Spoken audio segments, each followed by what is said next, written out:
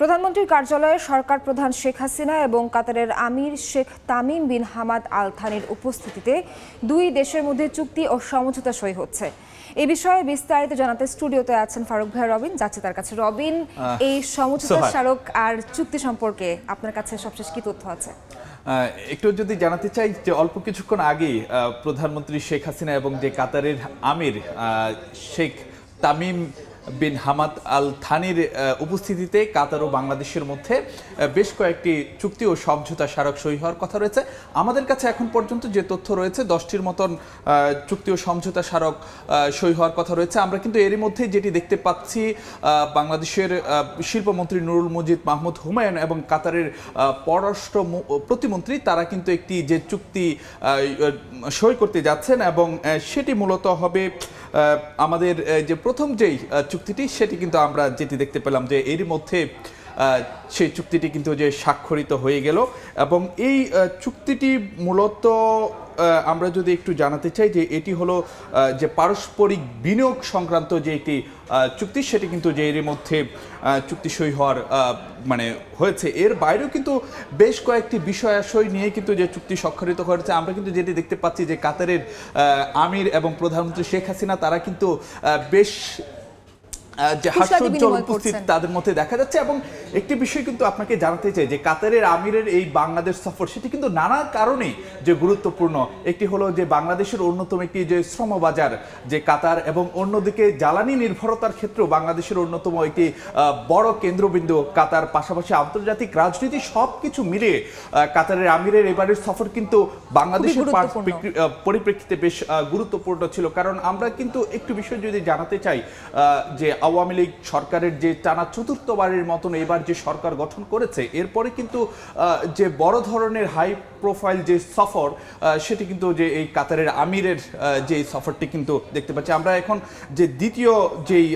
যে চুক্তিটি সেটি কিন্তু আমরা যেটি দেখতে পাচ্ছি যে এর মধ্যে কিন্তু যে সই হতে যাচ্ছে। পররাষ্ট্র মন্ত্রী ডক্টর হাসান মাহমুদ তিনি কিন্তু যে চুক্তিটি সই করতে যাচ্ছেন এবং এই চুক্তিটি মূলত যেটি হওয়ার কথা রয়েছে যে কূটনৈতিক পর্যায়ে যে প্রশিক্ষণ বিষয়ক যে একটি যে সমঝোতা সেটি কিন্তু যে এর মধ্যে সই হলো এবং এখানে বাংলাদেশের পক্ষে পররাষ্ট্রমন্ত্রী ডক্টর হাসান মাহমুদ তিনি কিন্তু যে সই করেছেন। এর বাইরেও কিন্তু যেই বিষয়াশয়গুলো নিয়ে চুক্তি হওয়ার কথা রয়েছে, আইন বিষয়ক সহযোগিতা, সাগরপথে পরিবহন, যৌথ ব্যবসা পরিষদ গঠন সহ মোট 5টি বিষয়ে কিন্তু যে আজকের এই উচ্চ পর্যায়ের যেই বৈঠক সেখানে কিন্তু যে চুক্তি হওয়ার কথা রয়েছে। এর বাইরেও শ্রমশক্তি, বন্দর পরিচালনা, উচ্চশিক্ষা ও বিজ্ঞান গবেষণা, যুব ক্রীড়া সহযোগিতা বিষয়ক এবং এরকম কয়েকটি বিষয়ে এখানে সমঝোতা স্মারক হওয়ার কথা রয়েছে। আমরা এখন যেটি দেখতে পাচ্ছি যুব ক্রীড়ামন্ত্রী নাজমুল হাসান পাপন তিনি কিন্তু যে একটি যে সমঝোতা স্মারক সেটি কিন্তু যে সই করছেন এবং এই বিষয়টি মূলত যুব ও ক্রীড়া ক্ষেত্রে কাতারের সঙ্গে যে বাংলাদেশের যে সহযোগিতার বিষয় সে বিষয়ে কিন্তু এই যে সমঝোতারই সই হচ্ছে এবং এটি কিন্তু যে এর মধ্যে কিন্তু সই হয়ে গেল। আমি সোহার একটু আগে যে কথাটি বলছিলাম যে বাংলাদেশ ও কাতারের মধ্যে কিন্তু দ্বিপাক্ষিক যেই সম্পর্ক সেটি কিন্তু যে নানামুখী কারণে কিন্তু বর্তমানে এই সময় বেশ গুরুত্বপূর্ণ। বিশেষ করে একটু আগে বলছিলাম যে বাংলাদেশের অন্যতম বড় একটি যে শ্রমবাজার কাতার, এবং অন্যদিকে যে জ্বালানি আমদানির ক্ষেত্রেও কিন্তু এই কাতারের উপর আমাদেরকে নির্ভর করতে হচ্ছে। একটি বিষয় যদি জানাতে চাই, বর্তমানে জ্বালানি যেই আমদানির ক্ষেত্রে যে এলএনজি আমদানি করে থাকি এই কাতার থেকে, যেটি বছরে 1.8 থেকে 2.5 মিলিয়ন টন পর্যন্ত কিন্তু যে কাতারের সঙ্গে কাতার থেকে আমদানি করার সুযোগ রয়েছে। বর্তমানে আরও বাড়ানোর যে একটি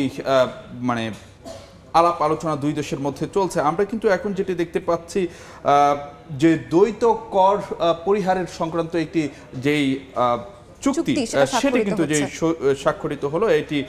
বাংলাদেশের পক্ষে অর্থ প্রতিমন্ত্রী ওয়াসিকা আয়েশা খান তিনি কিন্তু যে স্বাক্ষর করেছেন এবং পুরো সময়টা কিন্তু যে এই যে সমঝোতা এবং যে চুক্তিগুলো যে স্বাক্ষর হচ্ছে এই সময়টাতে কিন্তু যে কাতারের আমির এবং বাংলাদেশের প্রধানমন্ত্রী দুজনকেই কিন্তু বেশ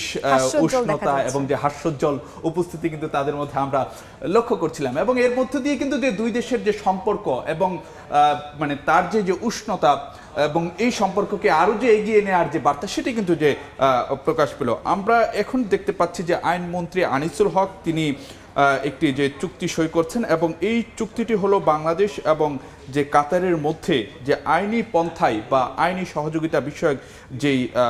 মানে সহযোগিতা বিষয়ক যে চুক্তিটি সেটি কিন্তু দুইয়ের মধ্যে মানে স্বাক্ষরিত হতো, অর্থাৎ আইনগত বিভিন্ন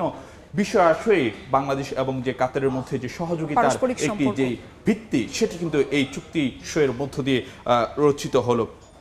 আমরা এই ধরনের কিন্তু যে আরও বেশ কিছু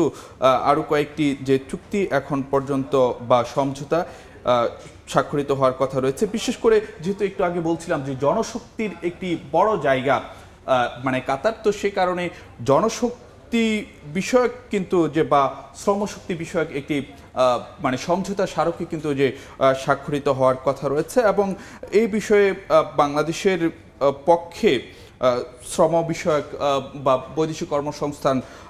মন্ত্রী শফিকুর রহমান চৌধুরী তিনি কিন্তু যে একটি মানে সমঝোতা স্মারক স্বাক্ষর করতে যাচ্ছেন এবং এখানে কাতারের পক্ষে রয়েছেন যে কাতারের পররাষ্ট্র প্রতিমন্ত্রী সুলতান বিন সাদ তিনি কিন্তু যে স্বাক্ষর করলেন। আমরা যেটি দেখতে পাচ্ছি যে আরও একটি যে সমঝোতা স্মারক কিন্তু যে স্বাক্ষরিত হলো এবং এই যে আমি একটু আগে বলছিলাম যে কাতার বাংলাদেশের যে সবচেয়ে বড় একটি মানে অন্যতম বড় একটি যে শ্রম বাজার এবং সেখান থেকে বাংলাদেশ থেকে যেন আরও বেশি দক্ষ শ্রমিক পাঠানো হয় বা অদক্ষ শ্রমিকের বিষয়াশয়গুলো যেগুলো রয়েছে সেক্ষেত্রে যেন যে শ্রমশক্তির জায়গাতে বাংলাদেশ থেকে যেন আরও বেশি জনবল সেখানে নেওয়া হয় সেই বিষয়াশয়গুলো কিন্তু এখানে থাকবে এবং এর মধ্য দিয়ে একটি যে মানে আমাদের যে শ্রম বাজার কাতারে আরও প্রসারিত হওয়ার একটি যে সম্ভাবনা সেটি কিন্তু যে তৈরি হলো এবং একইভাবে কিন্তু যে সমুদ্র পথে পরিবহন সেটির বা সাগর পথে পরিবহন সেই সংক্রান্ত একটি চুক্তি কিন্তু এখন সই হতে যাচ্ছে। বাংলাদেশের পক্ষে নৌপরিবহন প্রতিমন্ত্রী খালেদ মাহমুদ চৌধুরী তিনি স্বাক্ষর করছেন এবং যে কাতারের পক্ষে কাতারের পররাষ্ট্র বিষয়ক প্রতিমন্ত্রী সুলতান বিন সাদ তিনি কিন্তু যে সেই চুক্তিতে স্বাক্ষর করছেন এবং এখানে আমরা যেটি দেখতে পাচ্ছি যে সাগর পথে পরিবহন বিষয়ক যেই চুক্তিটি সেটি কিন্তু যে স্বাক্ষরিত হয়ে গেল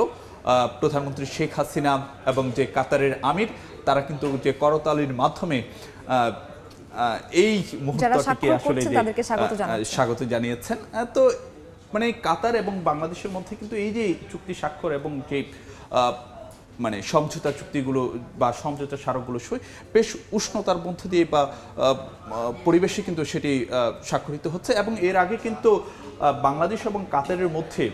একটি উচ্চ পর্যায়ের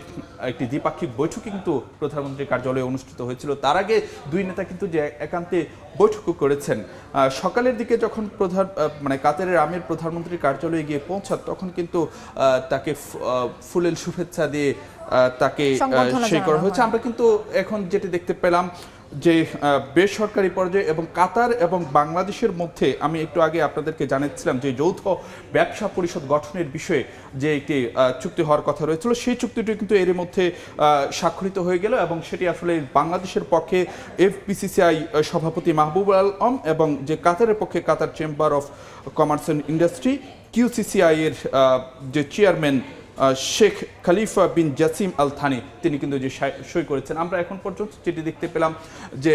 বাংলাদেশ ও কাতারের মধ্যে পাঁচটি চুক্তি ও পাঁচটি সমঝোতা স্মারক কিন্তু যে স্বাক্ষরিত হলো এবং এর মধ্য দিয়ে বাংলাদেশ ও কাতারের মধ্যে বিভিন্ন ক্ষেত্রে যে দ্বিপাক্ষিক সহযোগিতা সেটি আরো প্রসারিত হবে এমনটি কিন্তু মানে মনে করা হচ্ছে এবং এখন আমরা যেটি দেখতে পেলাম যে দুইয়ের পক্ষে প্রধানমন্ত্রী শেখ হাসিনা এবং যে কাতারের আমির তাদের মধ্যে কিন্তু যে বেশ মানে কথাবার্তা দুই নেতা কিন্তু বলে নিচ্ছেন এবং শুরুতে আমি যে কথাটি বলছিলাম যে আজকে সকালের দিকে সকাল 10টার কিছু সময় পর কাতারের আমির তিনি যখন প্রধানমন্ত্রী কার্যালয়ে গিয়ে পৌঁছান তখন কিন্তু প্রধানমন্ত্রী শেখ হাসিনা তাকে ফুলেল শুভেচ্ছায় বরণ করে নিয়েছেন। এরপরে দুই নেতার মধ্যে একান্তে আলাপ আলোচনা হয়েছে, তারপরে কিন্তু যে প্রতিনিধি পর্যায়ে বা দ্বিপাক্ষিক যে বৈঠক সেটি অনুষ্ঠিত হয়েছে এবং এই দুইয়ের মধ্য দিয়ে বাংলাদেশ ও কাতারের মধ্যে যে দ্বিপাক্ষিক সম্পর্ক সেটিকে আরও এগিয়ে নেওয়ার বিষয়ে কিন্তু যে দুই নেতা একমত পোষণ করেছেন বা অঙ্গীকার ব্যক্ত করেছেন সেটি কিন্তু আমাদেরকে যে প্রধানমন্ত্রী কার্যালয়ের বিভিন্ন সূত্র থেকে আমাদেরকে জানানো হয়েছে। সোহার, আপনাকে যদি একটি বিষয় জানাতে চাই যে এই চুক্তি কিংবা সমঝোতা স্মারকের মধ্য দিয়ে কিন্তু যে কাতারের আমিরের যে সফর সেটি কিন্তু সীমাবদ্ধ থাকছে না, এর বাইরেও কিন্তু যে রাজধানী কালশিতে অর্থাৎ মিরপুরের কালশিতে একটি সড়ক কাতারের আমিরের নামে নামকরণ করার কথা রয়েছে এবং একই সঙ্গে যে একটি পার্ক সেটি কিন্তু যে কাতারের আমিরের নামে নামকরণের কথা রয়েছে এবং এর মধ্য দিয়ে কাতারের সঙ্গে যে বাংলাদেশের মানে বন্ধুত্বের যে একটি নিদর্শন এবং যে সম্পর্ককে আরো এগিয়ে নেওয়ার বিষয়ে যে বাংলাদেশ যে মানে বাংলাদেশের যে প্রত্যয় কিংবা যে বাংলাদেশ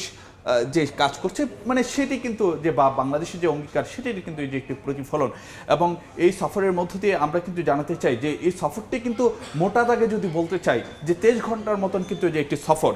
কিন্তু এই দুইয়ের মধ্য দিয়ে মানে দ্বিপাক্ষিক সম্পর্ককে আরও প্রসারিত করার বিষয়ে বা আরও মানে দৃঢ় করার বিষয়ে যেই বার্তা সেটি কিন্তু যে মানে সেই বার্তাটি কিন্তু দিল। একটি বিষয় কিন্তু জানাতে চাই আজকে মানে কাতারের আমির তিনি কিন্তু এরপরে রাষ্ট্রপতির সঙ্গেও কিন্তু যে বঙ্গভবনে গিয়েও কিন্তু যে তিনি সাক্ষাৎ করবেন, সেখানে বৈঠক করবেন, তারপরেই কিন্তু যে বিকালে তার মানে বাংলাদেশ ছাড়ার কথা রয়েছে।